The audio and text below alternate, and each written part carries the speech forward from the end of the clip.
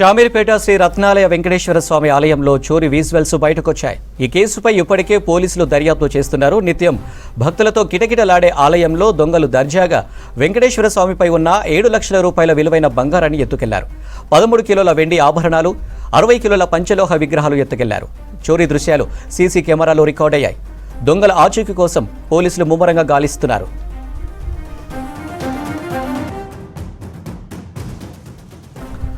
షామీర్పేట శ్రీ రత్నాలయ వెంకటేశ్వర స్వామి ఆలయంలో చోరీ విజువల్స్ బయటకొచ్చాయి. ఈ కేసుపై ఇప్పటికే పోలీసులు దర్యాప్తు చేస్తున్నారు. నిత్యం భక్తులతో కిటకిటలాడే ఆలయంలో దొంగలు దర్జాగా వెంకటేశ్వర స్వామిపై ఉన్న 7 లక్షల రూపాయల విలువైన బంగారాన్ని ఎత్తుకెళ్లారు. 13 కిలోల వెండి ఆభరణాలు, 60 కిలోల పంచలోహ విగ్రహాలు ఎత్తుకువెళ్లారు. చోరీ దృశ్యాలు సీసీ కెమెరాలో రికార్డయ్యాయి. దొంగల ఆచూకీ కోసం పోలీసులు ముమ్మరంగా గాలిస్తున్నారు.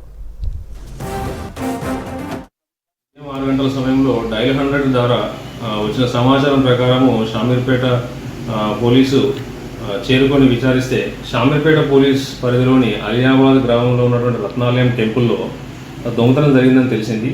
దాంట్లో అక్కడికి వెళ్ళి పరిశీలించినట్టు తెలిసింది ఏంటంటే 2 అఫెండర్స్ నైట్ అర్ధరాత్రి 1 o'clock ప్రాంతంలో లోపలికి బ్యాక్ సైడ్ ఉన్నటువంటి గ్రిల్ విరగొట్టి దానిలో లోపలికి ఎంటర్ అయినట్టుగా, తర్వాత లోపల ఉన్నటువంటి సిల్వర్ ఐటమ్స్, తర్వాత కొంత పంచలోహ విగ్రహాలు చిన్నవి, అవి మన అభిషేకం చేసేటువంటి పంచలోహ విగ్రహాలు అండ్ కొంత గోల్డ్ ఆర్నమెంట్స్ దొంగిలించబడ్డట్టుగా తెలుస్తుంది.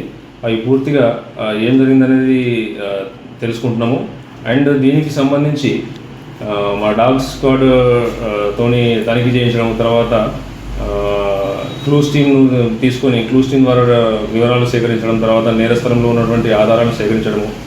మేము కూడా ఒక 5 టీములుగా ఫామ్ చేసి CCS and law and order crime వీళ్ళందరితో సహాయంతో ఈ నేరస్తుల యొక్క కదలికలు, తర్వాత నేరస్తులు ఏం చేశారనే దాని మీద విచారణ చేపట్టారు.